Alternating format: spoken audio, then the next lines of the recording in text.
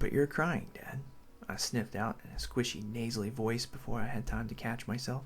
I was all but sobbing and half thinking at this point. It was really more of an open thought wrapped in emotion. My father burst into a deep, early laugh. It was so vibrant and uplifting that one by one the rest of us began laughing as well.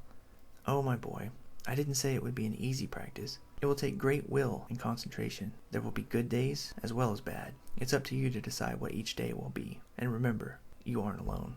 I knew I wasn't alone. Family was everything to the Devi. I just didn't like talking about her. Perhaps it was true. I had to overcome a darker part of myself. I lost my mom too, you know, Corey spoke, his voice warm and low like the fire. It's only been a few years since I lost Dad as well.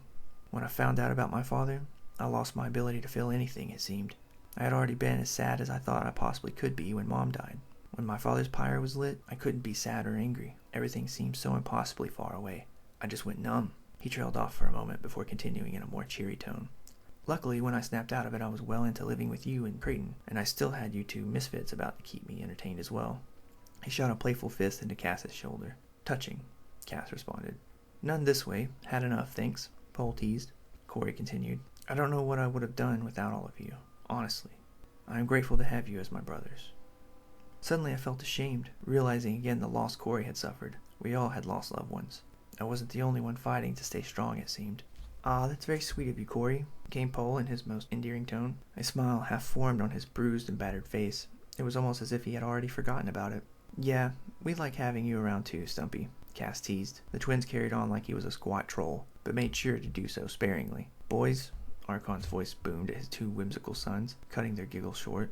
Their eyes widened a bit as they snapped to attention. This is a lesson for all. You are to be men of the Devi. You must learn to help one another, depend on one another. Each of you are only as strong as your brother next to you. Be strong for one another. Be strong together. Iron sharpens iron. The twins offered squeaky apologies. Yes, Father. Sorry, Dad. Just keeping it fun. Was it fun then? Getting knocked hard on your arse? Archon asked as sarcastic as either of the twins would have. Paul responded in a voice that sounded like a young Archon. The best of fun, sir. A real good time it was, Cass added. It seemed impossible for one to speak without the other chiming in.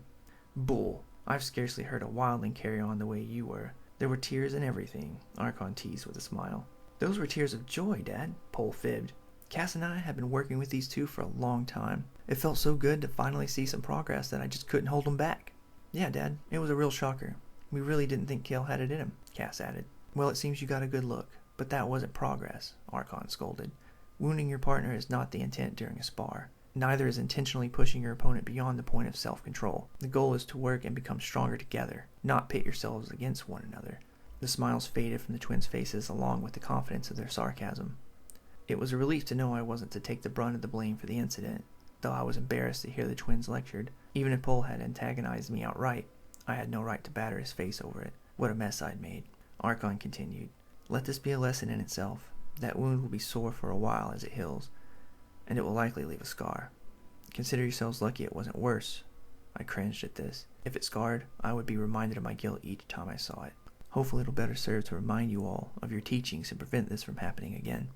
Your training is to prepare you to defend your brothers and sisters, not maim one another in trivial contests. He stopped at this. There wasn't anger in his voice, only passion. He felt he had spoken enough, but the length of the silence beyond suggested there was much to be said as we sat around the fire. Finally I spoke, breaking the silence. I'm sorry, Paul. It was wrong of me to do what I did. It took a lot for me to look at him. The left side of his face bruised across the cheek. A deep red blot marked a cut along his cheekbone. My father's words were true. We had indeed been lucky. Paul's face formed into the best smile it could, half of it swollen and discolored. You're all right, Kael. A face this pretty makes even a scratch like this look good. If nothing else, at least people will be able to tell me from Cass now, he joked, looking to his brother. Cass was not as accepting. Ah, but that was our best act. Now what will we do to keep things fun for everyone? And worse, now Mum will be able to tell us apart. He flung his arms about as if this were detrimental to continuing his very life. Oh, I'm sure you two will make do. Mischief comes natural wherever you are, Corey piped. He smiled at the twin brothers from across the fire. Thanks for believing in us. You're a regular sweetheart, Paul offered, sounding genuinely sincere. It was always difficult to tell when the twins were joking or being serious, assuming they were ever serious. You've got a right way with words, sir. Almost teared up on that, Cass added. He brought a fist to his chin and bit down on his lower lip in an exaggerated expression as if he were truly touched by Corey's words. You'll be breaking hearts in no time. We all erupted in laughter. Corey flushed a bit, but he too couldn't help but laugh. The remainder of that night we spent sharing embarrassing moments and warm stories until the fire waned. The next day we woke early and hunted with our fathers before leaving for the river. Along the southern bank of the Wellspring, we spent the morning reviewing proper sparring technique and discussing tactics and execution. When the afternoon came, we finished the leftovers from the small game we caught. After we finished lunch, the twins left with Archon. Corey and I remained with Creighton to learn a new technique, one for clearing the mind and assessing the body. There, along the clear, rippling waters of the Wellspring, we learned to meditate.